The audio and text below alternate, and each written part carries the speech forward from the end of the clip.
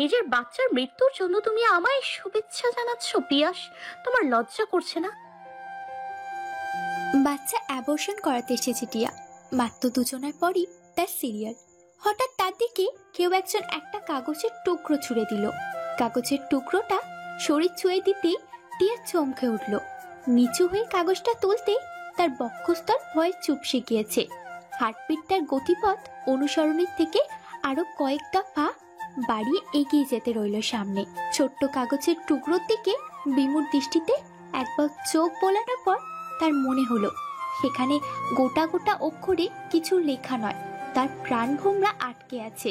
তৎক্ষণাৎ চোখ জোড়া তুলে সামনে পিছনে তাকালো সে, কিন্তু তেমন কাউকে টিয়া দেখতে পেল না। কাপা কাপা হাতে সে আবারও একবার কাগজের টুকরোর দিকে নজর বোলালো। সেখানে খুব সুন্দর করে লেখা, একান্ত নিজের একটু সুখের জন্য আজ একটা নিষ্পাপ বাচ্চাকে নষ্ট করতে এসে কি নিজেকে সব থেকে ঘৃণিত মানুষ হিসেবে পরিচয় দিতে এসেছো হাসপাতালের চত্বরে তুমি? 7 দিন পর যখন অন্য কারো হাতের সাথে আংটি বদল করবে তখন আয়নায় নিজেকে নিজে দেখতে পারবে তো? একেবারে জন্য নিজেকে খুনি মনে হবে না তোমার? একজনকে খুন করে অন্যজনকে জীবনে আসার জন্য আহ্বান করছো, সেটা কি পাপ নয় টিয়া? তোমাদের মতো কিছু মেয়ের জন্য মা নামের মেয়েদের বদনাম হয়। আজ যদি তুমি এই বাচ্চার কোনো ক্ষতি করো, আমি তোমার বাবা চাচাকে তোমার সত্যিটা জানিয়ে দিব। তোমার বাবা চাচার তো আবার সম্মানের খুব ভয়। এলাকার ক্ষমতাশালী মানুষদের মেয়ে ভাইজি কিনা বোরকা পরে মুখ বেঁধে নিজের পেটের সন্তান খুন করতে এসেছে সকলের অজান্তেই। কথাটা কি তোমার পরিবার জানে টিয়া? আর এটা কোনো ফাঁকা হুমকি মনে করে উড়িয়ে দিও না। আমি কিন্তু তোমার প্রতিটা পদক্ষেপের মাপ মেপে রেখেছি। কাটা কাটা অক্ষরে লেখাগুলো পড়তেই ভয়ে টিয়ার হাত থেকে কাগজের টুকরোটা পড়ে গেল হাসপাতালের সাদা রঙের ফ্লোরে। থরথর করে কাঁপতে রইল সমস্ত শরীর তার। হৃৎপিণ্ডটা দ্রুত গতিতে ছুটতে রইল যেন এদিক ওদিক। ঘন ঘন নিঃশ্বাস নিয়ে দ্রুত পার সাঁতরে ফোনটা বের করলো। ডায়াল করলো অতি পরিচিত এক নাম্বারে। বার কয়েক রিং হতেই কেউ একজন রিসিভ করলো। গম্ভীর কণ্ঠে হ্যালো বলে উঠতেই টিয়া চাপা স্বরে বলে উঠল, আমাকে হুমকি দেওয়ার কোনো মানে নেই পিয়াস। তোমার সাথে আমার কিন্তু এমনটাই কথা হয়েছিল। একটা ভুল হয়ে যাওয়ায় আমি এখন সেই ভুল থেকে বেরিয়ে আসতে চাইছি। আর তুমি কিনা এখন আমায় হুমকি দিচ্ছ পিয়াস। তোমায় কত টাকা চাই বলো? তোমার কত টাকা চাই বলো? আমি এক্ষুনি তোমার সাথে দেখা করে সবটা ক্লিয়ার করতে চাই। তোমার থেকে এমন কিছু আমি আশা করিনি। টিয়ার কথার তেজ আর টাকার অফার করতেই পিয়াসের যেন রাগ তরতর করে মাথায় উঠে গিয়েছে। সে নিজের অবস্থা না বুঝে চিৎকার করে উঠল। হিতাহিত জ্ঞান হারিয়ে সে হিস হিসিয়ে বলল, মুখ সামলে কথা বলো টিয়া। ভুলে যেও না আমি কে। তোমার ক্ষমতাকে না আমি ভয় পেয়েছি আর না পাই। আর টাকার অফার করছো আমায়, এই পিয়াসকে? হাউ ফানি টিয়া। আমি পাবলিক প্লেসে আছি, না হলে আমার মুখে সেই খারাপ ভাষাটা তোমায় দিতাম যেটা শুনতে তোমার আকাশে। কি শুনতে চাও নাকি সেই শব্দটা? একদম চুপ পিয়াস, মুখে লাগাম দাও। তোমার মতো বাজে ছেলে আমি জীবনেও দেখিনি। দ্বিতীয়বার তোমার নাম্বার থেকে যেন আমার ফোনে কল না আসে। আমাদের কথা কিন্তু অনেক আগে শেষ হয়ে গেছে। 3 সপ্তাহ 12 ঘন্টা 26 মিনিট 29 সেকেন্ড আগে। তাই আমাকে ডিস্টার্ব করে নিজের বাকি সম্মানটা আমার সামনে নষ্ট করো না। আর তুমি তো বললে আমার মতো এমন বাজে ছেলে কখনোই দেখোনি, তাই আমাকে আরো বাজে হতে সাহায্য করো না। দেখা যাবে তাহলে আমার ক্লোজ কয়েকজন ছাড়াও বাকি সবাই তোমার আর আমার সম্পর্কের কথা জেনে গেছে, বিশেষ করে তোমার বন্ধুরা। তখন কিন্তু কলেজে মুখ দেখাতে পারবে না। ওকে রাখছি, ভালো থেকো। অ্যাবর্শনের জন্য শুভেচ্ছা। নিজের বাচ্চার মৃত্যুর জন্য তুমি আমায় শুভেচ্ছা জানাচ্ছ পিয়াস? তোমার লজ্জা করছে না? না, করছে না। সেদিন ভুলটা তোমার ছিল, আমার নয়। আর হ্যাঁ, বাচ্চাটা আমার একার নয়, তোমারও। তুমি ওর মা হয়ে যদি এতদূর এগিয়ে যেতে পারো, আমি কেন তোমায় শুভেচ্ছা জানাতে পারবো না? ছি পিয়াস, ছি। আমার ঘৃণা হচ্ছে তোমার প্রতি। আর আমার করুণা হচ্ছে। রাখছি, ভালো থেকো। হ্যাপি জার্নি নতুন সময়ের কাছে ফিরে যাবার জন্য। নিজের কথা শেষ করে ফোনটা কেটে দিল পিয়াস। গোপন দীর্ঘশ্বাস শূন্যে ছাড়িয়ে দিয়ে বন্ধুদের দিকে তাকালো সে। শেষ কথাগুলো পিয়াস একটু আস্তেই বলেছে, অন্য সকলের কর্ণ কুহুর থেকে আড়াল করে। সামনে এগিয়ে যেতেই তার বন্ধু সূর্য প্রশ্ন করলো, কি রে, কে ফোন করেছে? আর এত রিয়াক্ট করে উঠলে কেন? টিয়া ফোন করেছিল। টিয়া তোকে ফোন করেছে পিয়াস? সত্যি? বিমূঢ় হয়ে প্রশ্ন করলো পিয়াসের আর এক বন্ধু জহির। জহির আর সূর্য দুজন দুজনের দিকে দৃষ্টি বুলিয়ে পিয়াসের মুখ পানে তাকালো। পিয়াস তখন ফোনটা সবুজ মাঠের উপর রেখে বলল, সত্যি টিয়া ফোন করেছিল। আর তোরা আমার দিকে এমনভাবে তাকিয়ে আছিস যেন আমি বলেছি আমার আমেরিকার প্রেসিডেন্ট ফোন করেছে। তুই না সেদিন বললি টিয়ার সাথে তোর ব্রেকআপ হয়ে গেছে? সূর্যের কথায় পিয়াস উত্তর দিল, তোদের মিথ্যা কেন বলতে যাব? তাহলে টিয়া তোকে ফোন করলো কেন? ওকে নাকি আমি হুমকি দিচ্ছি তাই? হুমকি কে দিচ্ছে ওকে? আর সেজন্য তোকে ফোন করবে কেন, যেখানে তোদের সবটা শেষ? কোন বিষয়ে হুমকি দিচ্ছে ওকে সেটা বল। আর কে দিতে পারে, জানিস কিছু? একটু বিচলিত কণ্ঠে পিয়াস উত্তর দিল, জানি না। তুই আমাদের থেকে কিছু লোকাচ্ছিস পিয়াস। বাই এনি চান্স টিয়া প্রেগনেন্ট নয় তো সেদিনের সেই ভুলের জন্য? বন্ধু জহিরের প্রশ্নে পিয়াস যেন এই শীতল পরিবেশই হঠাৎ ঘামতে রইল। আকস্মিক প্রশ্নের সপক্ষে কি উত্তর দেবে তা সে খুঁজে পেল না। আর হঠাৎ জহির কেন এমন প্রশ্ন করলো সেটাও সে বুঝে উঠতে পারল না। জহির কি সন্দেহ করছে কোনোভাবে? জহিরের থেকে কোনোভাবে তার বাবা যদি জানতে পারে তার চরম শত্রু আফজাল মল্লিকের ভাইজির সাথে তার একটা প্রণয়ের সম্পর্ক গড়ে উঠেছিল, আর সেটা খুব গভীর ছিল, তাহলে তাকে মেরে নদীতে ভাসিয়ে দিতে দুইবার ভাববে না তার বাবা ফারুক চৌধুরী। না না, কাউকে এই বিষয়ে অবগত করা যাবে না। কিছু বলার মতো খুঁজে না পেয়ে চুপ করে থাকা ছাড়া আর কিছু উপায় খুঁজে পেল না পিয়াস। বন্ধুকে চুপ করে থাকতে দেখে সূর্য প্রশ্ন করলো, তোর বাবার সাথে না টিয়ার চাচার একটা শত্রুতা আছে, তাহলে কি করে তোদের মাঝে প্রেম ভালোবাসা নামক একটা সম্পর্ক গড়ে উঠলো? পিয়াস, সত্যি করে বল তো, কোথাও তুই আমাদের থেকে অনেক বড় কোনো সত্যি আড়াল করে যাচ্ছিস না তো পিয়াস? আর এভাবে ঘামছিস কেন? সত্যিটা বল আমাদের।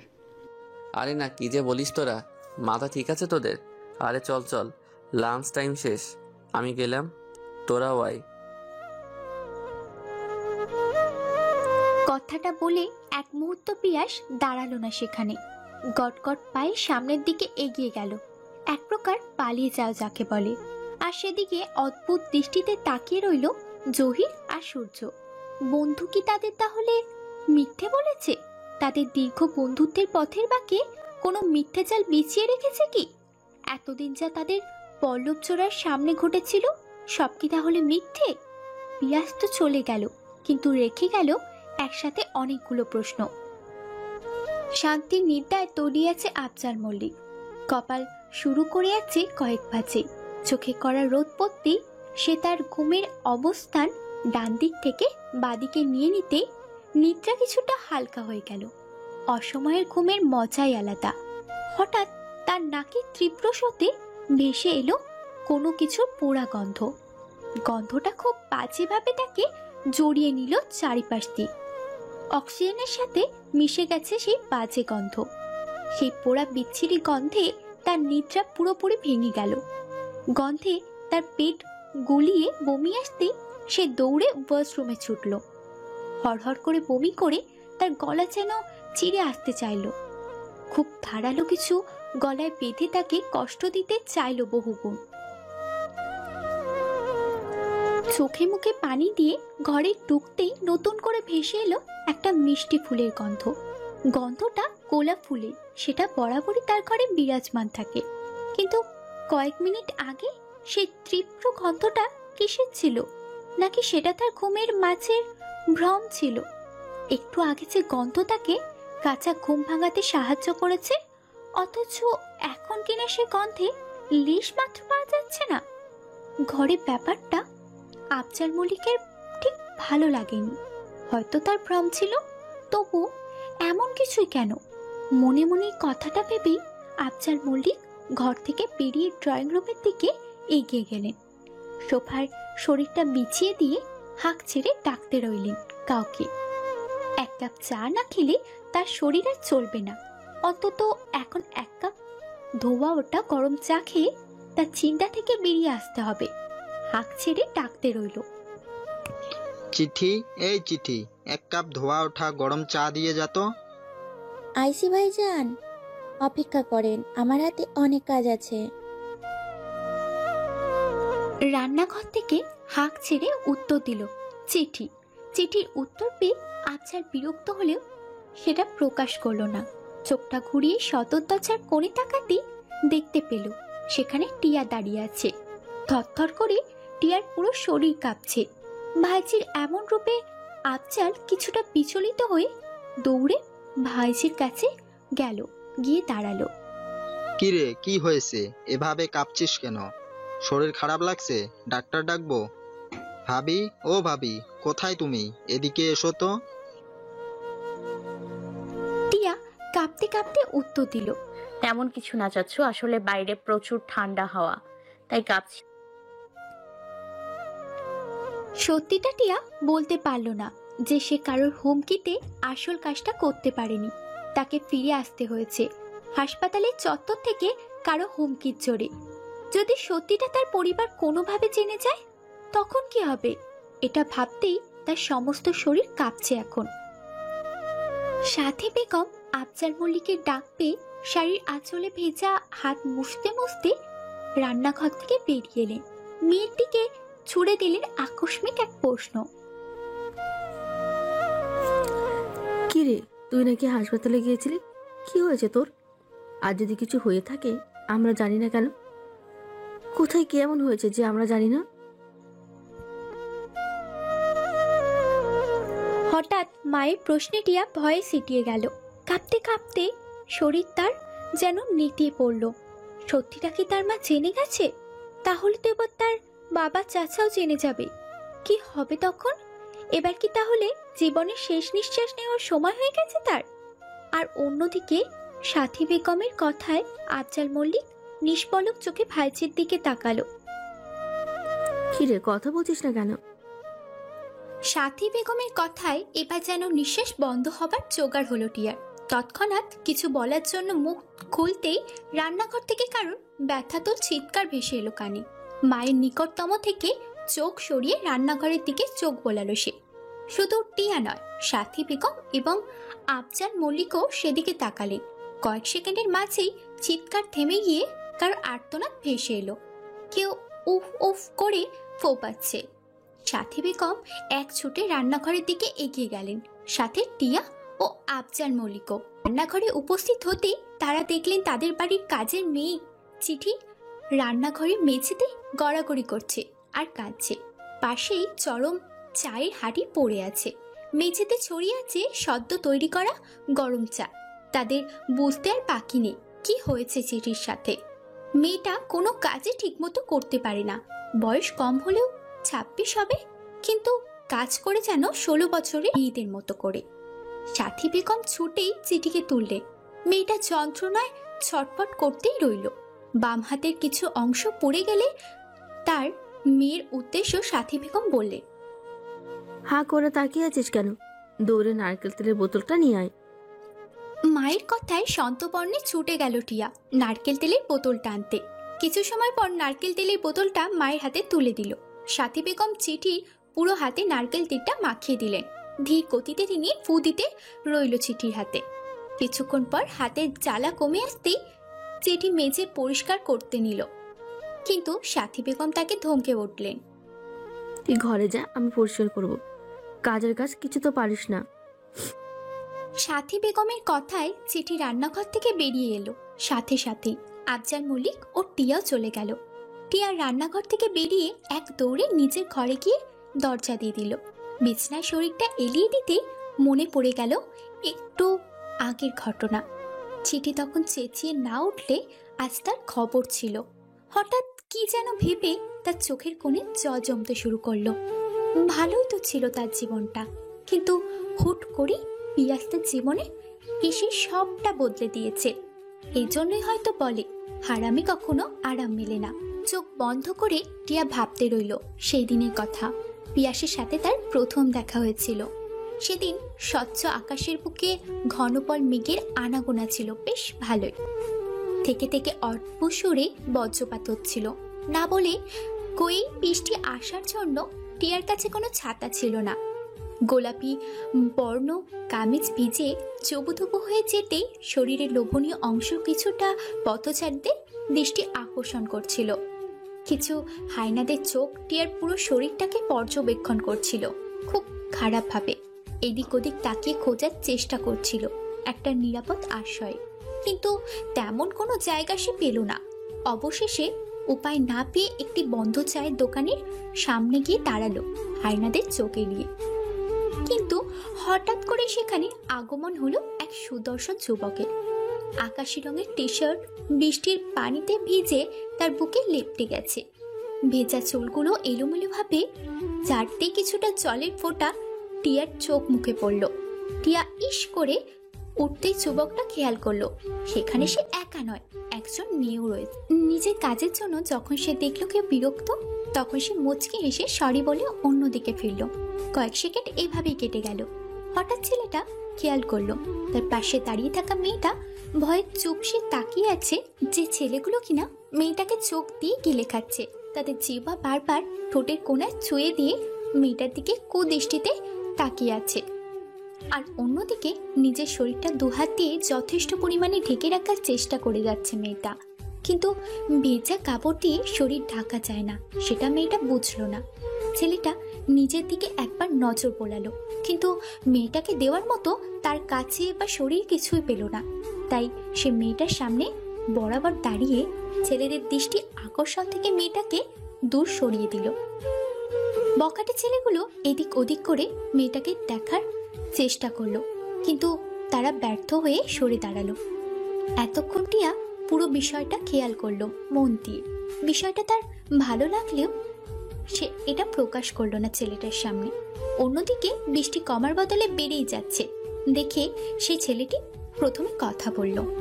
কোথায় যাবেন আপনি? ছেলেটার প্রশ্ন শুনে প্রথমে টিয়া উত্তর দিতে পারলো না, তাই সে জিজ্ঞাসা করলো, জি। টিয়ার জি কথাটা শুনে ছেলেটা মুচকি হাসলো। ছেলেটাকে হাসতে দেখে টিয়া ভড়কে গেল। ছেলেটার হঠাৎ হেসে দেওয়ার কোনো কারণ সে পেল না। টিয়া চুপসে যাওয়ার মুখের দিকে তাকিয়ে ছেলেটা নিজের চুল আবারও হাত বোলালো। ভেজা চুল থেকে আবারও কয়েক ফোঁটা জল এদিক ওদিক ছিটে পড়ল। মুখের আদলে হালকাভাবে হাত বুলিয়ে আবারও একই প্রশ্ন করলো, কোথায় যাবেন আপনি? এবার প্রশ্নের উত্তর দিল টিয়া, বটতলা মোড়ে। টিয়ার কণ্ঠে ছেলেটা নিচু করে রাখা নিজের দৃষ্টি তুলে সামনে তাকালো।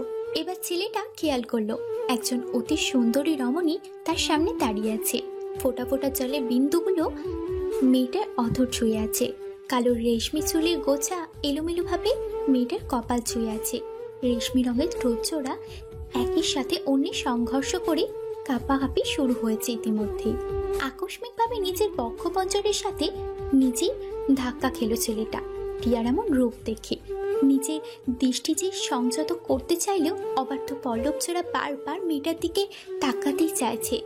জোর করে ছেলেটা নিজের দৃষ্টি নিচে রেখে উত্তর দিল, সে তো অনেক দূর। এখানে কি করতে এসেছিলেন?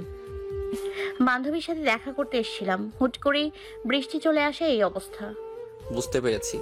বৃষ্টির যা গতিপথ তা দেখে মনে হচ্ছে না অতি শীঘ্রই কমবে। আমি হোস্টেলে থাকি, বেশি পথ নয়, কিন্তু আপনার তো অনেকটা পথ যেতে হবে। কি করব সেটাই ভাবছি। চা খাবেন? হঠাৎ ছেলেটার কথায় টিয়া চোখ তুলে সামনে তাকালো। এই বিপদের সময় সে চা খাওয়ার অফার করছে, মানেটা কি? কোনো কুমতলব নেই তো? বখাটে ছেলেগুলোর চোখ থেকে বাঁচিয়ে নিজে কোনো খারাপ পরিকল্পনা মনে আসছে না তো? যদি এমন কিছু হয়ে থাকে তাহলে টিয়া শেষ, আল্লাহ রক্ষা করো। মনে মনে টিয়া এই দোয়া পড়তে শুরু করলো। টিয়াকে বিড়বিড় করতে দেখে এবার ছেলেটা চড়েই হেসে দিল। টিয়ার বিড়বিড়ানি দেখে ছেলেটা যা বোঝার বুঝেই নিল। হাত বাড়িয়ে টিয়ার উদ্দেশ্যে বলল, আমি পিয়াস, আপনি? টিয়া পিয়াসের হাতের দিকে তাকিয়ে ভাবল সে হাতটা বাড়াবে কিনা। ভাঁজ করে রাখা হাতের মাঝ থেকে হাত বের করেও সে হাতটা বের করলো না। মুখে উত্তর দিল, আমি টিয়া, ইন্টার সেকেন্ড ইয়ার। আচ্ছা, ভয় পাবেন না। আমি বখাটে ছেলেগুলোর কেউ না। আসলে এইভাবে দাঁড়িয়ে থাকলে আপনার শরীর খারাপ হতে পারে, তাই চায়ের অফার করলাম। বৃষ্টিতে গরম গরম চা একটু বেশি সুন্দর, তাই বললাম আর কি। আমার আপত্তি নেই আপনি না খেলে। না, তেমন কিছু না। তেমন কিছু না হলেও অনেক কিছু আপনি ভেবে বসে আছেন। মানে? এই যে আমার সামান্য চায়ের অফারে আপনি মনে মনে দোয়া দরুদ পড়তে শুরু করলেন। ভাবছেন হয়তো চায়ে কিছু মিশিয়ে দিয়ে আপনাকে গুম করে দিব। আমি কিন্তু এত কিছু ভাবিনি আপনি যতটা বলছেন। তাহলে নিশ্চয়ই ভেবেছেন আমি আপনার সাথে খারাপ কিছু করতে পারি। না, আসলে শেষের কথাটায় টিয়া একটু থমকে গেল। সত্যি তো সে এরকম কিছুই ভেবেছিল। টিয়াকে এমন থমকে যেতে দেখে পিয়াস বলল, ঠিক আছে, আমি কিছু মনে করিনি। আর যদিও একটু মনে করে থাকি সেটা ভুলে যাব যদি আপনি আমার কথা রাখেন। কথা কিসের কথা?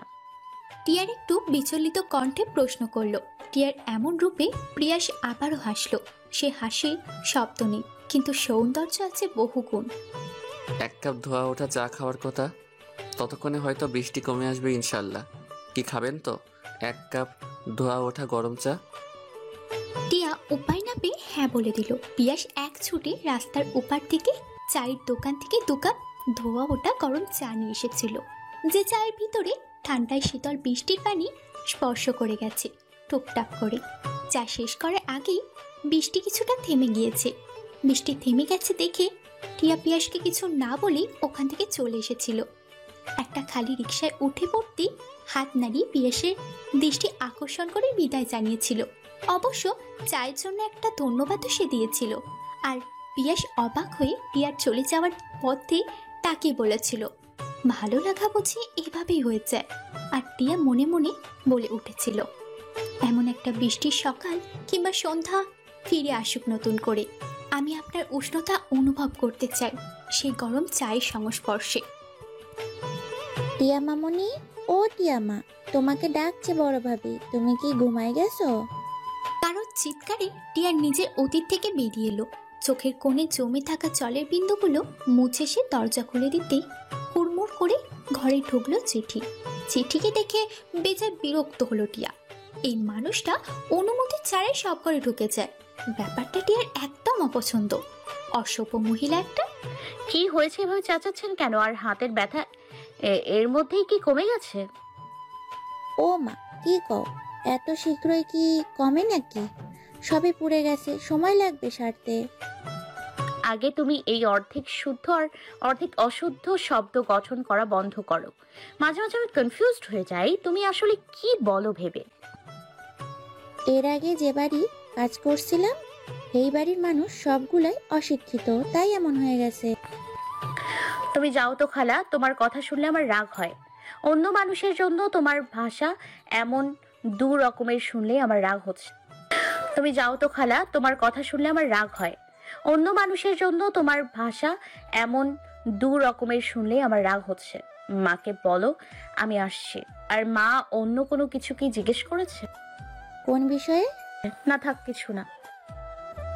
চিঠি চলে যেতেই টিয়া দরজা লাগিয়ে দিল। ফ্রেশ হয়ে ড্রেসিং টেবিলে আয়নায় নিজেকে দেখতে রইল। চোখের নিচে কালি পড়েছে। খাওয়া দাওয়া অনেকটাই অনিয়ম হয়ে গেছে তার। হঠাৎ কি ভেবে সে নিজের পেটে হাত রাখলো। এখানে কেউ একজন আছে। আচ্ছা, সে ছেলে না মেয়ে?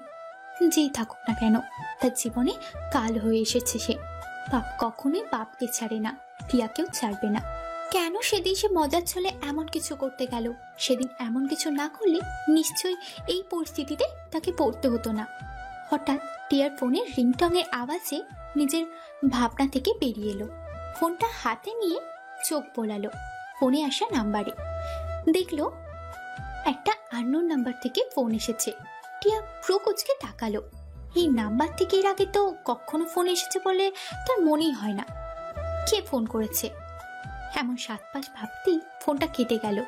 কয়েক সেকেন্ড যেতেই আবারও ফোনটা বেজে উঠল। টিয়ার রিসিভ করে কানে তুলতেই গম্ভীরভাবে কেউ বলে উঠল, আর কতক্ষণ ব্যাপী নিজেকে ঘরে আটকে রাখবে টিয়া? এবার তো ঘর থেকে বের হও। নিচে গিয়ে দেখো তোমার জন্য কি অপেক্ষা করছে। আমার লোক প্রেগনেন্সি রিপোর্ট নিয়ে যে তোমার দরজার নিকটবর্তী দাঁড়িয়ে আছে, যখন তখন রিপোর্টটা তোমার চাচুর হাতে পড়তে পারে। যখন হাতে পড়বে রিপোর্টটা তখন কি হবে ভেবেই আমার খুশি লাগছে এখন। তোমার পাপের পথের বাঁকে বাঁকে আমি এভাবেই কাঁটা বিছিয়ে রেখেছি টিয়া। এখন শুধু তোমার পায়ে ঢোকার পালা। যে জ্বালায় সে জ্বলেছিল একদিন, আজ নতুন করে তোমাদের সেই জ্বালায় জ্বালাতে ফিরে এসেছে টিয়া। গন্ধ পাচ্ছ টিয়া? আমি কিন্তু পাচ্ছি। দৌড়ে নিচে এসো, না হলে যে রিপোর্টটা তোমার হাতের নাগাল থেকে সরে যাবে। হা হা হা হা। লোকটা ফোনটা কেটে দিল। আর টিয়া ফোন হাতেই থরথর করে কাঁপতে রইল। কে ফিরে এসেছে? কেন এসেছে? আর কোন জ্বালার কথা বলল লোকটা? টিয়া বেদিক না দেখে ছুটে গেল নিচে। সিঁড়ি বেয়ে নিচে নামতেই সে দেখল তার বাবা দরজা খুলে দাঁড়িয়ে আছে। সামনেই কাগজ হাতে একজন লোক দাঁড়িয়ে। সর্বনাশ, বাবা কখন এলো? মনে মনে কিছু একটা ভেবেই দৌড়ে নিচে চলে গেল টিয়া। বাবার মুখোমুখি দাঁড়িয়ে বলল, তুমি এখানে কি করছো বাবা? তুমি ঘরে যাও, আমি দেখছি। তুই কি দেখবি? তুই কি বুঝবি এসব? আমার নামে একটা কোরিয়ার এসেছে, কিন্তু কোনো নাম ঠিকানা নেই। সেটা নিয়ে ছেলেটার সাথে কথা বলছি। বুঝতে পারছি না ভেতরে কি আছে। বাবার নামে কোনো কোরিয়ার এসেছে শুনে টিয়া কয়েক কদম পিছিয়ে গেল। সব শেষ তবে আজ। আজ আর তাকে কেউ বাঁচাতে পারবে না তার পরিবারের হাত থেকে। টিয়া কিছু বলার আগেই লোকটার হাত থেকে কাগজটা তার বাবা নিয়ে নিল। বাবার হাতে কাগজটা দেখে টিয়া যেন বাকরুদ্ধ হয়ে গেছে। শেষ রক্ষা বুঝি হলো না। বেলাল মল্লিক হাতের কাগজটা এপাশ ওপাশ করে দেখল।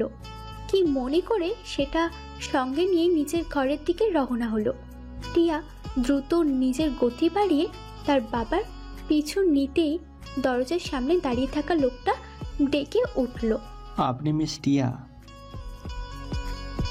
লোকটার মুখে নিজের নাম শুনে টিয়া নিজের চলন্ত পা থামিয়ে পিছু ফিরে তাকালো। অবাক হয়ে টিয়া প্রশ্ন করলো, আপনি আমার নাম জানেন কিভাবে? কিন্তু লোকটা টিয়াকে কিছু বলল না। টিয়ার দিকে একটি খাম এগিয়ে দিয়ে বলল, আপনার নামে একটি কোরিয়ার এসেছে। লোকটার কথা শুনে টিয়ার প্রাণী যেন পানি এলো। সে লোকটার হাত থেকে খামটা নিয়ে নিজের ঘরের দিকে ছুটল। অন্যদিকে বেল্লাল ঘরে এসে নিজের হাতে থাকা খামটা দেখছে খুব মনোযোগ দিয়ে। ভিতরে কি থাকতে পারে এটাই সে ভাবছে বারংবার। অবশেষে সে খামটা ছিঁড়ে ভিতরে থাকা কাগজটা বের করলো। ছোট্ট একটা চিরকুট। সেখানে 2 ভাঁজ করে রাখা চিরকুটটা খুলে সে সামনে নিল। ছোট্ট কাগজের টুকরোর মাঝে ছোট্ট একটু লেখা। সে লেখাটা কোনো কয়লা জাতীয় কিছু দিয়ে লেখা হয়েছে। একটা শব্দ লেখা আছে সেখানে। বিল্লাল শব্দটা মুখে আওড়ালো, পুনরাবৃত্তি। এই শব্দটার মানে কি হতে পারে সে ভেবে পেল না। বারংবার সে শব্দটা নিয়ে ভাবলো, কিন্তু তেমন কিছুই পেল না। কার এত বড় সাহস হলো তার সাথে এভাবে মজা করেছে? পুনরাবৃত্তি মানে পুরাতন কিছু নতুন করে আবারও হবে। কি এমন আছে যেটা আবার নতুন করে হবে? বিল্লাল নিজের ফোনটা বের করে ভাইয়ের নাম্বারে ডায়াল করলো, কিন্তু ফোন বন্ধ বলছে। চিন্তিত হয়ে সে ঘরের এক পাশ থেকে অন্য পাশে পায়চারি করতে লাগলো। সে এত বড় সাহস দেখি তার নিকটে এমন একটা চিরকুট দিতে পারে। সে নিশ্চয়ই তাদের শত্রুপক্ষরই কেউ হতে পারে। তার শত্রুপক্ষ কোনো কথা নেহাত মজা ভেবে উড়িয়ে দেওয়া যাবে না। এ বিষয়ে তার ভাইয়ের সাথে কথা বলা প্রয়োজন। প্রায় 15 বছর ধরে সে রাজনৈতিকের সাথে যুক্ত আছে। এখানে যেমন বন্ধু হয়েছে তেমনি শত্রু হয়েছে, কিন্তু এমন শত্রু কে হতে পারে এটাই সে ঠাউর করতে উঠতে পারল না। তাকে ভাবতে হবে, খুব গভীরভাবেই ভাবতে হবে। টিয়ার ঘরে এসে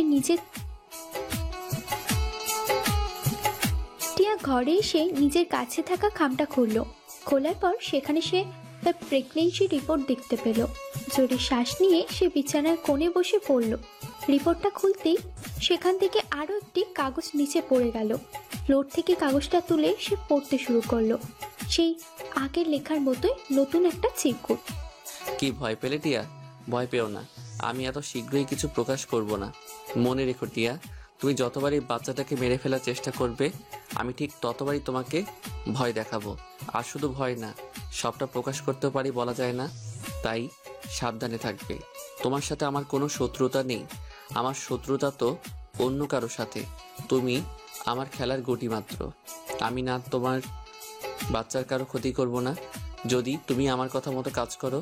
আর আমার হয়ে তোমার প্রথম কাজ হচ্ছে নিজের বিয়ে ভাঙা, বাবা চাচাকে রাজি করা। ও তুমি এত শীঘ্রই বিয়ে করতে চাও না, আপাতত এই কাজটা করলেই হবে, বাকিগুলো না হয় পরে বলবো। একদমই চিঠিটা পড়ে শেষ করলো টিয়া। হাতের মাঝে চিঠিটা মুঠো করে রেখে সে ভাবলো তার অগোচরে থাকা এই মানুষটা তার প্রতিটা নিঃশ্বাসের খবর রাখছে। আর লোকটা কেউ এমন যে টিয়াকে তার নিজের সাধ্য সিদ্ধিও পূরণ করেছে। কিন্তু লোকটা কে, আর তার সাথে টিয়ার কি কানেক্ট থাকতে পারে? টিয়া প্রেগনেন্ট সবুজ, আমি কি করব বুঝতে পারছি না। বন্ধুর অস্থিরতা দেখে সবুজ বন্ধুর ঘাড়ে হাত রেখে শান্ত করার চেষ্টা করলো। পিয়াস টলমল চোখে বন্ধুর দিকে তাকাতেই সবুজ নামের ছেলেটা তাকে শান্ত থাকতে বলল। পিয়াস নিজেকে যথাক্রমে শান্ত রাখার চেষ্টা করে বলল, ঠোঁট নাড়িয়ে কিছু বলতে গেলেও বলতে পারল না সে। তার চেয়ে খুব কষ্ট হচ্ছে এভাবে নিজের ভালোবাসাকে বিপদের মুখে ফেলে রাখতে। তার চেয়ে ভালো লাগছে না, কিন্তু সে চেয়েও কিছু করতে পারছে না। এটা তাকে আরো বেশি কষ্ট দিচ্ছে। লোকটা তোকে আর কোনো ফোন করেছিল? করেছিল। প্রশ্ন করেছিলি টিয়াকে হুমকি কে দিয়েছে? হুমকি সে দিয়েছে, এটা সে আমার কাছে স্বীকার করেছে। টিয়া কাউকে কিছু না জানিয়ে বাচ্চাটা অ্যাবর্শন করাতে গিয়েছিল, তাই ওকে হুমকি দিয়ে থামিয়ে রেখেছে। লোকটা আমায় কথা দিয়েছে তার প্রতিশোধ পূর্ণ হলেই সে ফিরে যাবে, আর না টিয়া বা বাচ্চার কারো ক্ষতি সে করবে না। এত শিওর তুই কি করে হলি? যে সবার থেকে এই বিষয়টা গোপন রেখে তোর সাথে আলোচনা করতে বলেছে, তার মানে লোকটা আমার তোর টিয়ার সকলের কথা খুব ভালো করেই জানে। কিন্তু আমি এটা বুঝলাম না, সূর্য আর জহিরের থেকে সবটা লুকিয়ে রাখতে কেন বললো? কারণ ওরা আমার সমস্ত খবর বাবাকে দেয়। কি? এমনকি টিয়া আর আমার রিলেশনের কথাটাও ওরা বাবাকে জানিয়েছে। কি বলছিস তুই? এই জন্যই তো বাবা টিয়ার সকল খোঁজ খবর নিতেই লোক লাগিয়েছিল আমার পিছনে। ওই লোকটাই তো আমাকে ফোন দিয়ে জানায় টিয়ার সাথে সকল সম্পর্ক নষ্ট করে দিতে।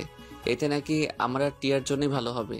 আর সত্যি যখন আমি টিয়ার সাথে ব্রেকআপ করে দিলাম, বাবা তখন লোক লাগানো বন্ধ করে দিয়েছে। অবশ্য এখনো কিছু লোক আছে যারা আমার নজর রাখছে। এরপরেও ওনাকে ভরসা কেন করব না বল? সব তো বুঝলাম, কিন্তু লোকটা আমার এসবের মাঝে কেন জড়ালো?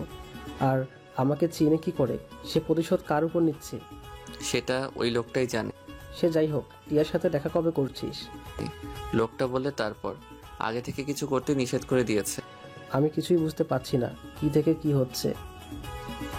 ভাবনার অতুল গব্বরে তলিয়ে গেল পিয়াস। একদিকে অচেনা রূপের মানুষটা যে কিনা তাদের সকল খবর রাখছে, অন্যদিকে তার বাবা যে নিজের ক্ষমতা ফিরে পাওয়ার জন্য উঠে পড়ে লেগেছে, আর সবশেষে নিজের ভালোবাসা আর অনাগত সন্তান। কোথায় যাবে পিয়াস তা যেন সে বুঝে উঠতে পারছে না। কি করলে ভালো আর কি করলে খারাপ হবে তা যেন সব ধোঁয়াশার মতো। আসলে এসবের পিছনে কে সেটাও তার অজানা। মনোযোগ দিয়ে কিছু কাগজপত্র যাচাই বাছাই করছে আফজাল। কিছু হিসেব কষাকষি করে তার পাশে দাঁড়িয়ে থাকা মানুষটার উদ্দেশ্যে বলল, নয়ন, এই বছর দেখছি লিস্ট অনেক বড়, কিন্তু এত বড় লিস্ট অনুযায়ী তো অনুদান আসেনি। বাকি সবাইকে কি করব বলো তো? ভাই, গেছে বছর ছাড়া পেয়েছে তারও এবার নাম দিয়েছে। এখান থেকে যদি আমরা বেঁচে বেঁচে দেই তাহলে দেখবেন আপনার অনুদান অনেকটা থেকে যাবে। বলছো তুমি? জি ভাই, বলছি। বুঝলে নয়ন, ভাইয়া নিজের ক্ষমতা থেকে সরে গিয়ে আমায় তার হয়ে দাঁড় করালে সমাজের মানুষেরা সেবা করত। কিন্তু ভাইয়া বুঝে না, সবাই কি আর মানুষের সেবা করতে জানে? কেউ কেউ তো মানুষের সবকিছু লুটে খায়। সেই বিষয়ে আমরা পরে কথা বলি ভাই। দরজার সামনে অনেকে দাঁড়িয়ে আছে, কে কোথা থেকে শুনে একটা বদমাস সরিয়ে দেবে তা ঠিক নেই। সেটা ঠিক বলেছিস। আচ্ছা নয়ন, তুই এত ভালো অথচ আমি কতটা খারাপ। তোর সাথে আমার যোগাযোগ হলো কিভাবে, মনে আছে তোর? বাদ দেন ভাই, পুরাতন স্মৃতি। আজকাল ওসব নিয়ে কেন পড়লেন? এমনই। ভাই, কথা বলতে বলতে একটা বিষয় বলতে ভুলে গেছি। আপনাকে একজন একটা গোলাপ দিয়ে গেছে। গোলাপ? তাও আমাকে? হ্যাঁ। এই বয়সে গোলাপ দিয়েছে কেউ আমায়? কই দেখি। আফজালের কথায় নয়ন ছুটে কোথাও গেল। কিছুক্ষণ পর ফিরে এলো তার হাতে কিছু একটা নিয়ে। হাত বাড়িয়ে গোলাপটা এগিয়ে দিল আফজালের নিকট। এই যে সেই ভাই। কই দেখি। আফজাল গোলাপটা হাতে নিতেই দেখলো গোলাপের ডাল জড়িয়ে একটা সাদা রঙের কাগজ, আর উপরের ফুলটা অন্য কাগজ দিয়ে মোড়ানো। ব্যাপারটা একটু অদ্ভুত। তুই বুঝলি কি করে এটা গোলাপ? ভাই, ডালটা দেখুন ভালো করে, তাহলে বুঝবেন। নয়নের কথায় আফজাল একটু ভালো করে দেখলো ডালটা। দেখে সে বুঝলো, হ্যাঁ, এটা গোলাপ ফুলের ডাল। কিন্তু এভাবে কেউ গোলাপ দেয় নাকি? আফজাল গোলাপের উপর থেকে কাগজটা আস্তে আস্তে সরিয়ে দিল। কাগজটা তুলতেই আফজালের পিলে চমকে উঠল, কারণ এটা একটা পোড়া গোলাপ। পুরো গোলাপের পাপড়িগুলো পুড়ে কালো হয়ে আছে। এভাবে কেউ তার সাথে মজা করছে দেখে তার রাগ তত্তর করে বেড়ে গেল। ডালের সাথে জড়িয়ে থাকা কাগজের টুকরোটা খুলল, দেখল সেখানে লেখা, দগ্ধ গোলাপও গন্ধ ছড়ায়। দিনের আলো শেষ হয়েছে কিঞ্চিত প্রহর আগে। পৌষের মৃদু হাওয়ায় দুলছে চিকন সরুর ধানের ডগার শেষগুলো। পেকে যাওয়া ধানের গন্ধে চারিদিক মোমো করছে। ধানের আলপথ পেয়ে বাড়ির দিকে এগিয়ে চলেছে আফজাল মল্লিক। সে গভীর চিন্তায় নিমজ্জিত হয়ে এগিয়ে চলেছে তার আপন পথে। বিকেলে সেই পোড়া গোলাপ আর চিঠিটা তাকে বারবার ভাবিয়ে তুলছে ভিতর থেকে। তার শত্রু তাকে এভাবে ভয় দেখাচ্ছে যেন সে ভিতর থেকে নড়ে যায়। কিন্তু শত্রুপক্ষ এতটা গভীর পরিকল্পনা কিভাবে করেছে, এটাই তার মাথায় ঢুকছে না আফজালের। দিনের আলো শেষ হয়েছে কিঞ্চিত প্রহর আগে। পৌষের মৃদু হাওয়ায় দুলছে চিকন সরু ধানের ডগার শেষগুলো। পেকে যাওয়া ধানের গন্ধে চারিদিক মোমো করছে। ধানের আলপথ পেয়ে বাড়ির দিকে এগিয়ে চলেছে আফজাল মল্লিক। সে গভীর চিন্তায় নিমজ্জিত হয়ে এগিয়ে চলেছে তার আপন পথে।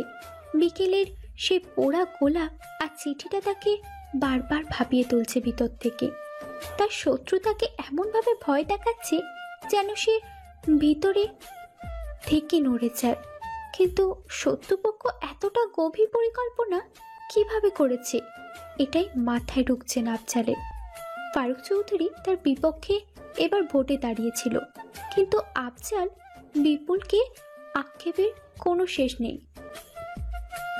কিন্তু কথা হলো, ভোট তো শেষ হয়ে গেছে, প্রায় বছর খানেক হলো, কিন্তু এখন কেন ভয় দেখাচ্ছে? আর ভয় যদিও দেখায় তাহলে সে পোড়া গোলাপ দিয়ে কেন?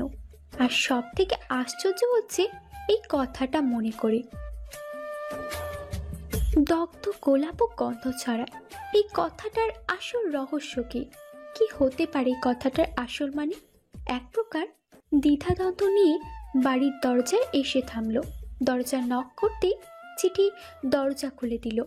আফজালকে চিন্তিত দেখে চিঠি প্রশ্ন করলো, কি হয়েছে ভাইজান, আপনারে এমন লাগে কেন? নিজের মাঝে পরিবর্তন এসেছে আর সেটাকেও টের পেয়েছে। এটা দেখে বেজায় বিরক্ত হলো আফজাল। চিঠির কথায় তার রাগও হলো বেশ। সে চিঠিকে পুরোপুরিভাবে এড়িয়ে গিয়ে নিজের ঘরের দিকে পা বাড়ালো। অহেতুক কথা বাড়িয়ে লাভ নেই, এটা ভেবে সে নিজের গতির সামনে এগিয়ে নিয়ে গেল। চিঠিকে এভাবে এড়িয়ে যাচ্ছে আফজাল, এটা দেখে চিঠি ভারী অবাক হলো। কখনোই তো তাদের আফজাল ভাই এমন করে না, তাহলে আজ কি এমন হলো? অন্যদিকে ড্রয়িং রুম ছাড়িয়ে আফজাল যখন নিজের ঘরের দিকে এগিয়ে যাচ্ছে, ঠিক তখন তার বড় ভাই বিল্লাল তাকে ডাক দিলেন। আফজাল, মাত্র বাড়ি ফিরলি? পিছু করে তাকালো আফজাল।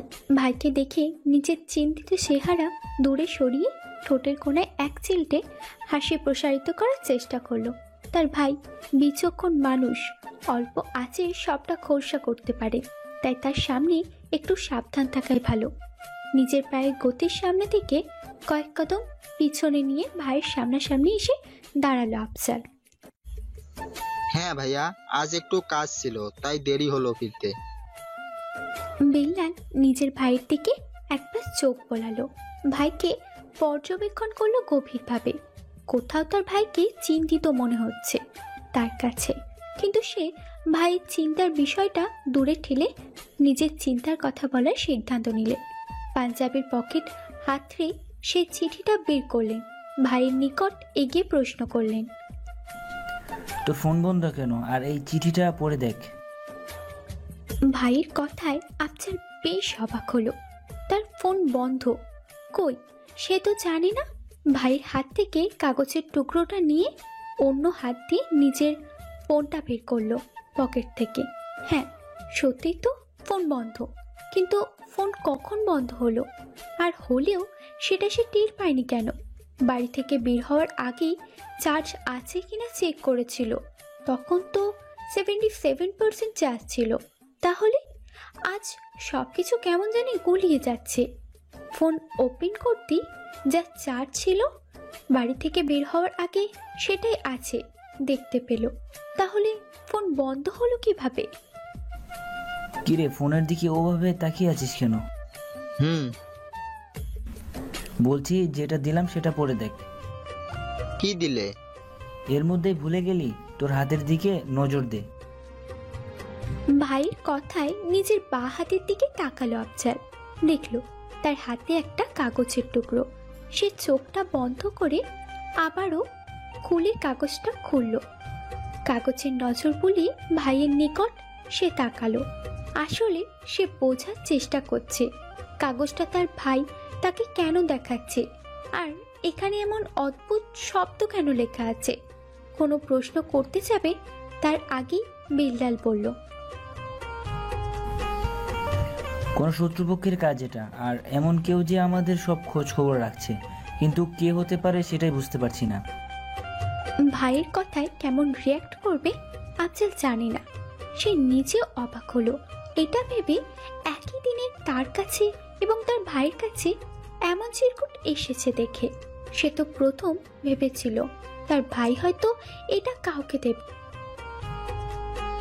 সবটা ঠিক আছে কিনা সেটা দেখতেই তার কাছে কাগজটা দিয়েছে, কিন্তু ভাবনা তো উল্টো হয়েছে। আর এগুলো কে দিয়েছে তাদের বিন্দুমাত্র ধারণা নেই সেই বিষয়ে। আকস্মিক কি ভেবে নিজের কাছে আসে সেই চিরকুটটা এগিয়ে দিয়ে ভাইয়ের কাছে। বিল্লাল আফজালের দেওয়া চিরকুট নজর বুলিয়ে অবাক হয়ে তাকালো। কিছু সময় একভাবে অতিবাহিত হতেই মুখ খুললেন বিল্লাল। শত্রুপক্ষ আটঘাট বেঁধে নেমেছে বুঝতে পারছি, কিন্তু শত্রুপক্ষ আমাদের কাছে নাকি দূরে সেটাই বুঝতে পারছি না। ব্যাপারটা নিয়ে আমাদের ভাবতে হবে ভাইয়া। শত্রুপক্ষের সাথে কোনো আপোষ করা যাবে না, তাদের বুঝতে দেওয়া চলবে না আমরা এই বিষয়ে চিন্তিত বা আতঙ্কে আছি। কিছুদিন পর টিয়ার বিয়ে অ্যানাউন্সমেন্ট হবে, আমরা যেমন ছিলাম তেমনই থাকব। ওদের বুঝতে দেওয়া চলবে না আমরা ভেতরে ভেতরে ভয়ে আছি। শত্রুপক্ষ আটঘাট বেঁধে নেমেছে বুঝতে পারছি, কিন্তু শত্রুপক্ষ আমাদের কাছে নাকি দূরে সেটাই বুঝতে পারছি না। ব্যাপারটা নিয়ে আমাদের ভাবতে হবে ভাইয়া। শত্রুপক্ষের সাথে কোনো আপোষ করা যাবে না, তাদের বুঝতে দেওয়া চলবে না আমরা এই বিষয়ে চিন্তিত বা আতঙ্কে আছি। কিছুদিন পর টিয়ার বিয়ে অ্যানাউন্সমেন্ট হবে, আমরা যেমন ছিলাম তেমনই থাকব। ওদের বুঝতে দেওয়া চলবে না আমরা ভেতরে ভেতরে ভয়ে আছি। সব তো বুঝলাম, কিন্তু একটা বিষয় তুই আমাকে ক্লিয়ার কর। কোন বিষয়ে? পুনরাবৃত্তি এই কথাটাই কি বোঝাতে চেয়েছে লোকটা? আমি নিজেও বুঝতে পারছি না ভাইয়া। তোমার কাগজের কথাটা বা আমাকে লেখা ওই কথার মানে কি হতে পারে আমি নিজেও জানি না। আচ্ছা টিয়া কোনভাবে কিছুর সাথে জড়িয়ে যায়নি তো? তোর মাথা খারাপ হয়েছে টিয়া? এসবে কেন জড়াবে? আর তুই বা আমি কেউ কিন্তু কখনো আমাদের রাজনৈতিক তথ্য বাড়িতে আলোচনা করি না। আর সব থেকে বড় কথা, টিয়াকে আমরা এসব থেকে সব সময় দূরে রেখেছি। তাহলে ভাইয়া, টিয়াকে কেউ গুটি করছে না তো? তোর কোনো কথাই আমি বুঝতে পারছি না। তুই ঘরে যা, রেস্ট কর। আর সামিয়া আসবে কবে কিছু জানিয়েছে?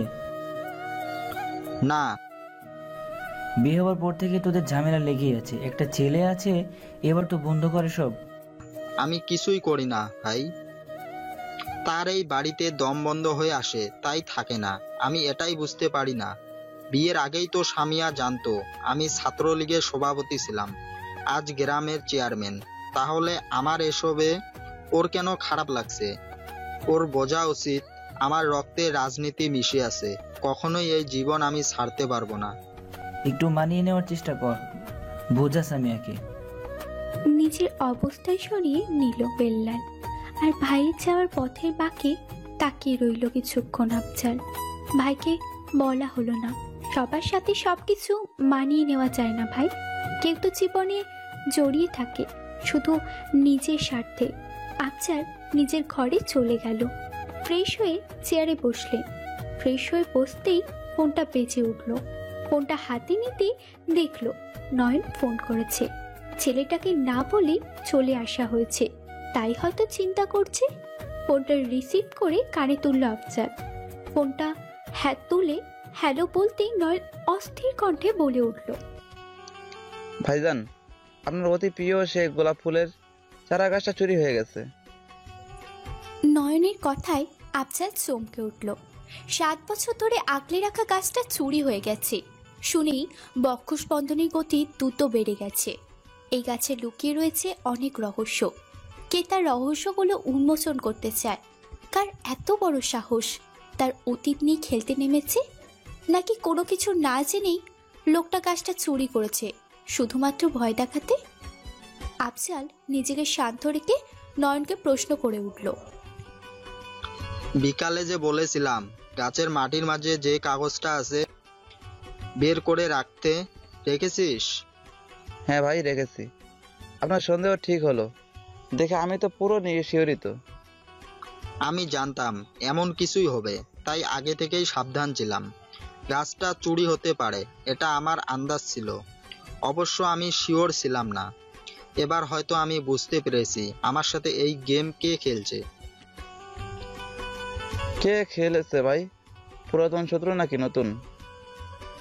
পুরাতন।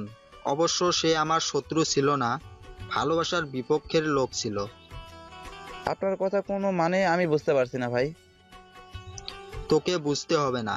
শোন, কাল ভোর ভোর আমাদের বাড়ি চলে আসিস। এক জায়গায় যেতে হবে। কোথায় ভাই? তোর এত প্রশ্নের উত্তর আমার কাছে এখন নেই, ডাকছি। ফোনটা কেটে দিল আফজাল। ফোনটা টেবিলের উপর রেখে গভীর চিন্তায় সে নিমজ্জিত হলো। চেয়ার থেকে মাথা হেলিয়ে জানালা দিয়ে বাইরে এক নজর তাকালো। জানালার পর্দা ভেদ করে ফুটফুটে শীতল বাতাস ছুঁয়ে যাচ্ছে ঘরের প্রতিটা আসবাবপত্রে। গগনে চাঁদ নেই, কিন্তু অসংখ্য তারার মেলা বসেছে গগনে। চোখের কোণে ভেসে উঠল নিজের কলেজ জীবনের অতীত। সবেমাত্র ছাত্রলীগের সভাপতিতে জয়েন হয়েছে আফজাল। অল্প সময়ে মাঝে সম্মান ভালোবাসা অর্জন করে নিয়েছে বিপুল সংখ্যক মানুষের। কোনো অন্যায় কিংবা অবিচার তার লিস্টে ছিল না। তার নিখুঁত বিচারে সবাই মুগ্ধ। প্রফেসর থেকে শুরু করে ছাত্রছাত্রীদের অনেক প্রিয় একটি মানুষের নাম আফজাল মল্লিক। আর এই নিখুঁত মানুষের জীবনে নিখুঁত একটা মেয়ের আগমন হলো হুট করে। সেদিনের কথা স্পষ্ট মনে আছে আফজালের। বিজয় দিবস উপলক্ষে অনেক বড় অনুষ্ঠানের আয়োজন হয়েছে কলেজে। টিচার্স কোয়ার্টারের আফজালকে ডাকা হয়। নিজের দায়িত্বগুলো আফজালকে বুঝিয়ে দিতে অনেক শিক্ষক হাসি মুখে বিদায় নেয় নিজের জায়গা থেকে। নিজের ঘাড়ে অনেক দায়িত্ব থাকায় আফজাল যেন চোখ মুখে অন্ধকার দেখছিল। ঠিক তখন এক ঝাঁক আলোক রেখা দিয়ে সামনে দাঁড়ায় এক রমণী। হালকা শীত থাকা সত্ত্বেও তার কপাল ছুঁয়ে ঘাম ঝরছিল। ঠোঁটের সাথে অন্য ঠোঁট চেপে কিছু বলতে চেয়েও যেন সে বলতে পারছিল না। হাত বাড়িয়ে কিছু বলতে নিয়েও সে থেমে গেল। লাল পাড়ের সাদা রঙের শাড়িতে তাকে একটা পুতুল লাগছিল আফজালের কাছে, কিন্তু এমন পুতুল এই কলেজে আগে কখনো দেখেছে বলে তার মনে পড়ছে না। আফজাল মেয়েটার চারিপাশে চক্কর খায়, নিখুঁতভাবে পর্যবেক্ষণ করে সামনে দাঁড়িয়ে থাকা মেয়েটার পায়ের নখ থেকে চোখের কাজল অবধি এদিক ওদিক করে মেয়েটা কিভাবে তার চোখ ঘোরাচ্ছে সেটাও খুব গভীরভাবে দেখল। হুট করেই আফজালের খুব হাসি পেল, আর হাসি পেলে কেউ কি নিজের হাসি আটকে রাখতে পারে নাকি? আফজালও পারল না, ঠিক করে হেসে দিল। আর অন্যদিকে আফজালকে হাসতে দেখে সামনের রমণী কোনো দিক না তাকিয়ে দিল দৌড়।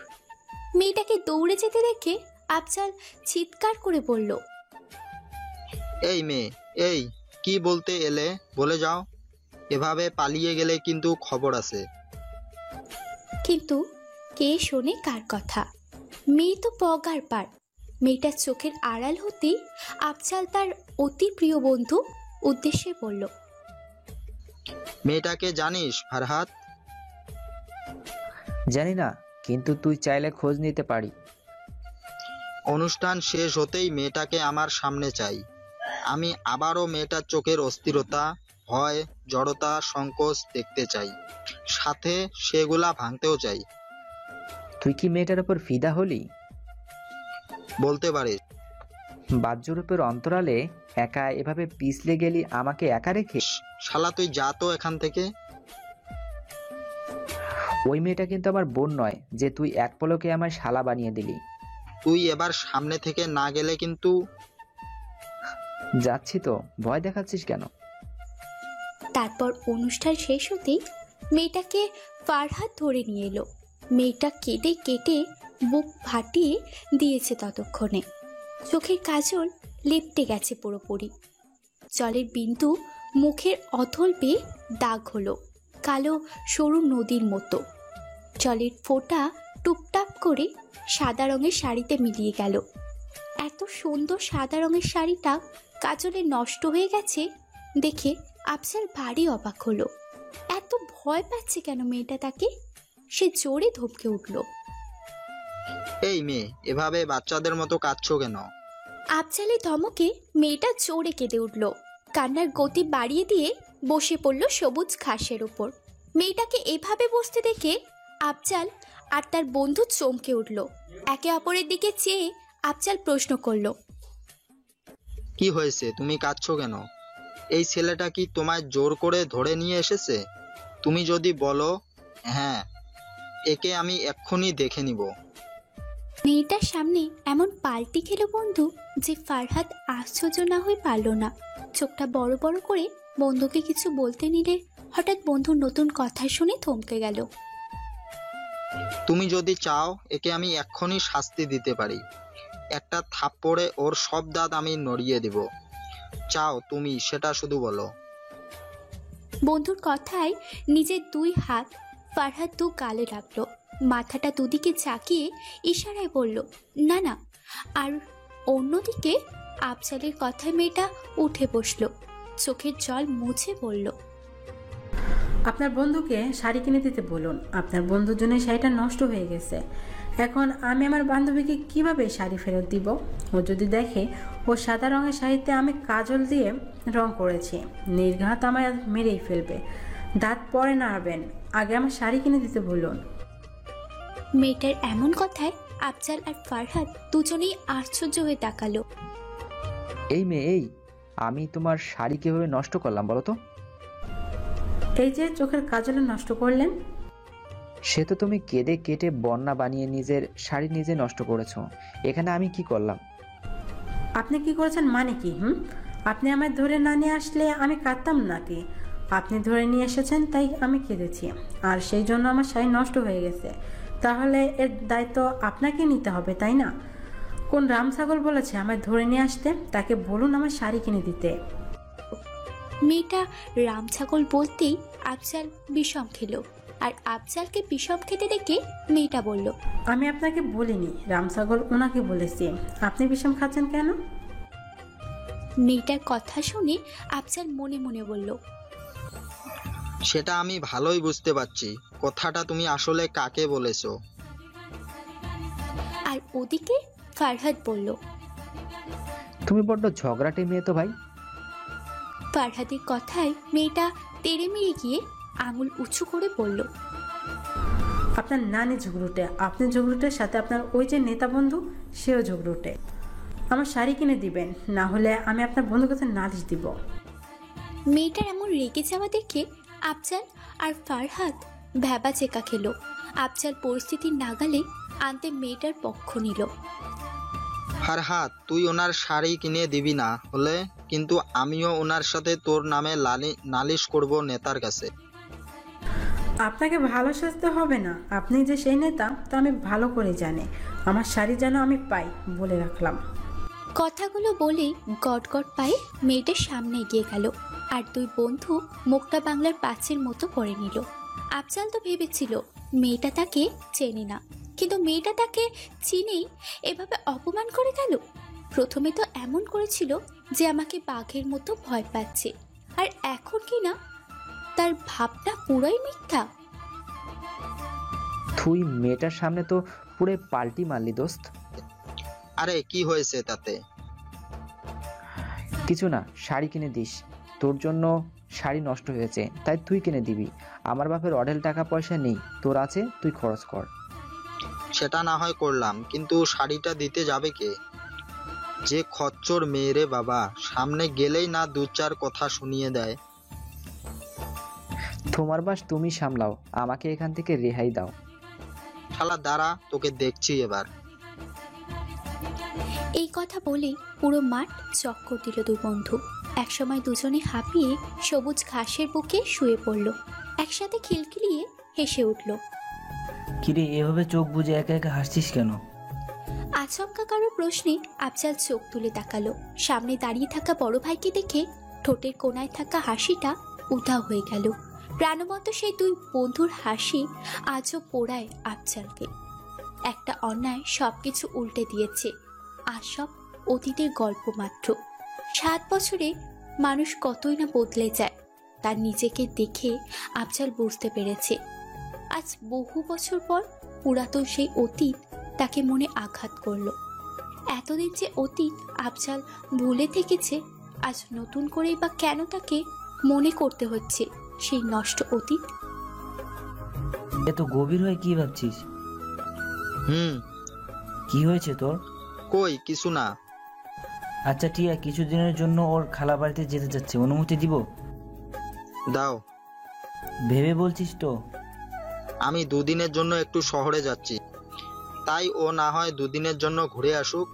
তুই এই অসময়ে কোথায় যাবি? একটা জরুরি কাজ আছে। বুঝলাম, কিন্তু সেটা কোথায়? ফারহাদের সাথে দেখা করতে। ফরহাদ বেঁচে আছে? বেঁচে আছে। আমরা তো ওকে শেষ হাসপাতালে দেখেছি, ভেবেছিলাম হয়তো বাঁচবে না, কিন্তু বেঁচে আছে এবং সুস্থ আছে, তাই যাচ্ছি। আচ্ছা ঠিক আছে, সাবধানে থাকিস। একা যাচ্ছিস? না, নয়ন যাবে। তুমি যাও এখন, ভাইয়া টিয়াকে অনুমতি দাও। বেলা চলে গেল। ভাই চলে যেতেই আফজাল আবারও চেয়ারে মাথাটা এলিয়ে দিল। ডুবতে রইল তার অতীতে, যে অতীত একদিন সুখে ছিল, আজ গোপন দীর্ঘশ্বাস। বিজয় দিবস শেষ হতেই কলেজে শীতের ছুটি দিয়ে দিল, যে যার বাড়িতে চলে গেল ছুটি কাটাতে। অন্যদিকে হন্য হয়ে আফজাল আর ফারহাদ খুঁজতে রইল সেই মেয়েটাকে, কিন্তু কোথাও তার খোঁজ পাওয়া গেল না। কি করে খুঁজবে তারা? না জানে তার নাম, আর না জানে মেয়েটি কোথায় থাকে। যদি হোস্টেল থেকে যাতায়াত করে তাহলে ছুটিতে হোস্টেল বন্ধ হয়ে গিয়েছে, আবার যদি বাড়ি থেকে যাতায়াত করে তাহলে বাড়ির ঠিকানা জানা নেই। এবার উপায়? এভাবেই কেটে গেল প্রায় 1 সপ্তাহ। আফজাল আর ফারহাদ কিছু কেনাকাটা করতে গিয়েছিল শপিং মলে। হুট করেই আফজাল রাস্তার ওপারে মেয়েটিকে দেখতে পায়। এক দৌড়ে ছুটে যায় মেয়েটার সামনে। মেয়েটার সামনে দাঁড়িয়ে হাঁটুর উপর 2 হাতে ভর দিয়ে হাঁপাতে থাকে আফজাল। ততক্ষণে ফারহাদ ছুটে এসেছে বন্ধুর পিছন পিছন। এদের এভাবে ছুটে আসতে দেখে মেয়েটাও বাবাগো বলে চিৎকার করে উঠল। এই আপনারা কি মানুষকে ভয় দেখাতে রাস্তাঘাটে ঘুরে বেড়ান নাকি?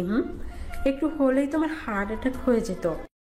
এই আপনারা কি মানুষকে ভয় দেখাতে রাস্তাঘাটে ঘুরে বেড়ান নাকি? একটু হলেই তোমার হার্ট অ্যাটাক হয়ে যেত। তোমার হার্ট এত দুর্বল নাকি মেয়ে? আমি তো জানতাম মেয়েদের হার্ট ছেলেদের তুলনায় বেশি কঠিন। আজগুবি কথা কোথায় পেলেন? সায়েন্স বলে বুঝছো? মেয়ে সায়েন্স বলে। সরুন, আমার পথ ছাড়ুন। দুজনেই তো দেখতে গাঁজাখোরদের মতো। মাল খেয়ে ডাল হয়ে ঘুরে বেড়ান নাকি? এই মেয়ে, তোমাকে এসব কে বললো? একদম বাজে বলবে না আমার আর ওর নামে। এসে গেছে বন্ধুর হয়ে ওকালতি করতে। এই আপনি তো কথার মধ্যে কথা বলেন কেন? দেখলি আফজাল, দেখলি এই মেয়ের কথার ধার। বন্ধুর রিয়াকশনে আফজাল মুচকি হাসলো। বন্ধুর কানে কানে বলল, বাঘিনীর কথায় ধার না হলে বাঘের সাথে টক্কর কিভাবে দিবে বলো তো? বন্ধুর ফিসফিসানি শুনে ফিক করে হেসে দিল ফারহাদ। কারণ তার বন্ধু আজ নিজে থেকে নিজেকে বাঘ বলছে, অথচ কিছুদিন আগেও এই কথা শুনলে ঠায় প্রাণে রেখে যেত। আজ কি না এই জন্যই বলে পুরুষদের তুলনায় বেশি কঠিন হৃদয়ের মানুষ নারী। তাই পুরুষদের দিন শেষে একজন নারীকেই ভয় পেতে হয়। এই ভয় ভালোবাসা থেকে আসে। বন্ধুকে হাসতে দেখে আফজাল বন্ধুর পিঠে 2-4টা কিল বসিয়ে দিল। আর অন্যদিকে মেয়েটা উঁচু স্বরে বলল, আমাকে কি আপনাদের মারামারি দেখার জন্য দাঁড় করে রেখেছেন? যদি তেমন কিছু হয় তাহলে বলবো আমার টিউশনি আসতে। আপনাদের বেকার মারামারি দেখে আমার লাভ নেই। তুমি টিউশনি করাও সত্যি? আশ্চর্য, আমি মিথ্যা কেন বলবো? এই আপনার এই অভদ্র বন্ধুকে নিয়ে এখান থেকে সরুন, মানুষ দেখছে। দেখলে দেখুক, আমি কে ওরা জানে? ওরা হয়তো আপনি কে জানলে সালাম দিয়ে চলবে, কিন্তু আমাকে নিয়ে 2-4টা গালাগাল দিতে ছাড়বে না। আপনাদের মতো আমরা সম্মান বিক্রি করি না। আমাদের মতো গরিবদের সম্মান আগলে রাখতে হয়। তাই আমাদের আপনাদের মতো ছেলেদের এড়িয়ে চলতে হয়। তোমার যদি সমস্যা হয় তাহলে চলো আমরা কোথাও বসে কথা বলি। নাও, শুরু হয়ে গেছে বন্ধু হয়ে ওকালতি করা। এই আপনি চুপচাপ থাকতে পারেন না নাকি কেউ মাথায় দিবি দিয়েছে চুপ থাকতে? মেয়েটির কথায় ফারহাদ ইনোসেন্ট মুখ বানিয়ে বন্ধুকে বলল, দেখলি কিভাবে অপমান করলো? তুই কিছু বললি না? আফজাল আবারও ফিস ফিস করে বলল, ভাবি হয় তোর, একটু মানিয়ে নে। আফজালের কথায় ফারহাদ ঠিক আছে বলে সামনের দিকে হাঁটতে শুরু করলো। আফজাল মেয়েটার উদ্দেশ্যে বলল, আপনি টিউশনি করাতে যাবেন যেখানে, সেটা কি অনেক দূর? না, 10 মিনিট হাঁটলেই পৌঁছে যাব। 10 মিনিট? খুব অবাক হয়ে প্রশ্ন করলো আফজাল। আফজালের কথায় মেয়েটা উত্তর দিল, 10 মিনিট শুনে এত অবাক হলেন কেন? কারণ আমি 2 মিনিটও কোথাও হেঁটে যাই না। আপনাদের মতো মানুষের থেকে অবশ্য এটা আশা করা যায় না। আচ্ছা থাকুন, আমার এমনি লেট হয়ে গেছে। হাত ঘড়ির কাঁটার দিকে তাকিয়ে কথাটা বলল মেয়েটা। মেয়েটার উত্তরে আফজাল বলল, চলুন আপনারা টিউশনির বাড়ি অবধি কথা বলি। কথা বলবেন মানে? কি কথা বলবেন? আমি কিন্তু কোনো রিক্সায় ফিক্সায় উঠতে পারবো না। হেঁটে যাবেন তো? তাহলে হেঁটেই চলুন। আপনিও হেঁটে যাবেন? হ্যাঁ। এই না বললেন আপনি 2 মিনিটও হাঁটেন না? আজ হেঁটে দেখি কেমন লাগে হাঁটতে। আফজালের কথার পিঠে আর কিছু বলল না মেয়েটা, শুধু মুচকি হাসলো। দুজনেই হাঁটতে রইল। চারিদিকের কোলাহল থেকে একটু সরে আসতেই নীরবতা ভেঙে আফজাল বলল, তোমার সাথে কথা বলে যেটা মনে হলো, সহজে তুমি কাউকে ভয় পাও না। স্পষ্ট ভাষায় মনে যেটা আসে সেটাই বলে দাও। তাহলে সেদিন অমন ভাবে আমার নিকট দাঁড়িয়েছিলে কেন? আসলে আমি আপনাকে ভয় পেয়ে ওভাবে দাঁড়িয়েছিলাম না। আপনাকে যেটা বলতে এসেছিলাম ওই কথাটার জন্য সংকোচ হচ্ছিল, তাই। কি কথা? আপনি একজন। বলো। না থাক, বলবো না। কারো সত্যিটা না জেনে তাকে অভিযুক্ত করা আমার তালিকায় মাঝে নেই। তোমার কথার মানে বুঝলাম না। সব কথা যে বুঝতে হবে এমনটা তো নয়, তাই না? কিন্তু কি বলতে এসেছিলে তার একটু ইঙ্গিত দাও। আমার ফ্রেন্ড বলেছিল আপনি উপরে একটা মুখোশ পরে আছেন, যেটা সবাই জানে না বা দেখেনি। আরো কিছু বলেছিল। আর কি? থাক সেসব কথা। আচ্ছা ঠিক আছে, তা তোমাকে তোমার বন্ধু আমার কাছে কি বলতে পাঠিয়েছিল সেটা শুনি। একটা গেম খেলেছিলাম আমরা, যে হেরে যাবে অপর ব্যক্তি যা বলবে সেটা থেকে করতে হবে বা বলতে। তো আমি হেরে গিয়েছিলাম বলে আপনার কাছে যাওয়া, কিন্তু কি বলতে বলেছিল সেটা বলবো না। ওকে ফাইন, বলতে হবে না, কিন্তু তোমার নামটা তো বলো। আমি চলে এসেছি, অন্য একদিন কথা হবে। আল্লাহ হাফিজ। আরে নামটা তো বলে যাও। কিন্তু মেয়েটা আর পিছু ফিরল না, চলে গেল বাড়ির ভিতরে। 7 তলা পর্যন্ত বিল্ডিং এর কোন ফ্লোরে মেয়েটা টিউশনি করায় সেটা তো জানাই হলো না, সাথে জানা হলো না মেয়েটার নাম। ভারী অদ্ভুত মেয়ে তো। তারপর কেটে যায় প্রায় 15 দিন। মেয়েটার আর কোনো খোঁজ পাওয়া যায় না। আফজাল কিছুটা উতলা হয়ে মেয়েটাকে এদিক সেদিক খুঁজতে থাকে, কিন্তু নামহীন মেয়ে। শুধু চোখের দেখায় কি আর খুঁজে পাওয়া সম্ভব? জি, খুঁজে পাওয়া সম্ভব নয়। এটা সিনেমা বা কোনো গল্প নয় যে সব অসম্ভবও সম্ভব হবে। তাই হুট করে কোনো একদিন মিরাক্কেল ঘটেনি। মেয়েটার সাথে আফজালের দেখাও হয়নি। উদাসীন হয়ে নিজের কাজ করতে রইল আফজাল। অন্যদিকে বন্ধু এমন কাণ্ডে শিহরিত হয়ে গেছে ফারহাদ। এর আগে বন্ধুকে কখনোই এমন অস্থির হতে কাজ করতে দেখেনি। কিন্তু এটা কেমন পরিস্থিতি হলো তার বন্ধু? অবশেষে সময়ের চাকা ঘুরল, যখন 17 দিনে গিয়ে ঠেকলো, ঠিক তখন হুট করেই মেয়েটা কলেজে উপস্থিত হলো। মেয়েটাকে প্রথম ফারহাদ দেখেছে। দৌড়ে সে মেয়েটার সামনে দাঁড়িয়ে কি ধমক! আর ফারহাদের এমন ধমকে মেয়েটা আশ্চর্য হয়ে তাকিয়ে রইল। আসলে সে বোঝার চেষ্টা করছে তার অন্যায়টা কোথায়। তারপর এক প্রকার জোর করে মেয়েটাকে টেনে নিয়ে ক্যান্টিনে বসালো ফারহাদ।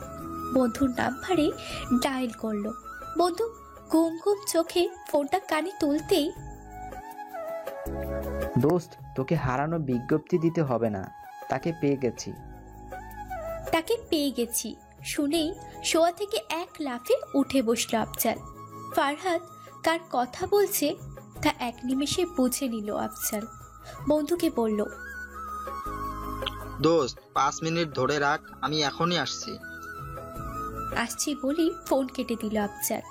ফারহাদ ফোনটা তার জায়গায় রেখে মেয়েটার মুখোমুখি হয়ে বসে জিজ্ঞাসা করলো, কোথায় ছিলেন এতদিন? ফারহাদের হুট করে প্রশ্ন করাতে মেয়েটা কিছুটা বলতে পারল না। কিছুক্ষণ পর সে উত্তর দিল, অসুস্থ ছিলাম তাই। কি হয়েছিল?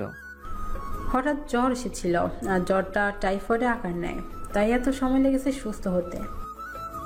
মেয়েটার এবারে কথায় ফারহাদ মনোযোগ দিয়ে মেয়েটাকে পর্যবেক্ষণ করলো। সত্যি মেয়েটার চেহারায় কেমন যেন মালিনতা মিশে আছে। চোখের কোণে একরাশ ক্লান্তি যেন তাকে ঘিরে রেখেছে। উজ্জ্বল মুখ যেন একটা বিষাদের ছাপ স্পষ্ট। এত মায়ামাখা আঁখি জোড়ায় যেন রাজ্যের ঘুম নেমে এসেছে। এতটা গভীরভাবে মেয়েটাকে ফারহাদ দেখছে যে সামনে বসে থাকা মেয়েটার অস্বস্তি হচ্ছে অনেকটা। সে যেটা খেয়াল করলো না, মেয়েটা টেবিলের নিচে নিজের পল্লবচড়া নিবদ্ধ করে ভিতরের অস্বস্তি কমানোর চেষ্টা করে চলেছে। এর মধ্যেই আফজাল এসে উপস্থিত হলো টেবিলে। চেয়ার টেনে বসেই মেয়েটার উদ্দেশ্যে বলল, এই পর্যন্ত কতগুলো ছেলেকে এভাবে আমার মতো অশান্তি মাঝে রেখেছিলে তুমি? এই 17টা দিন আমার কিভাবে কেটেছে তার কোনো ধারণা আছে তোমার? হুট করেই সামনে এলে, আবার হুট করেই উধাও হয়ে গেলে। এই তুমি কি বাতাস নাকি?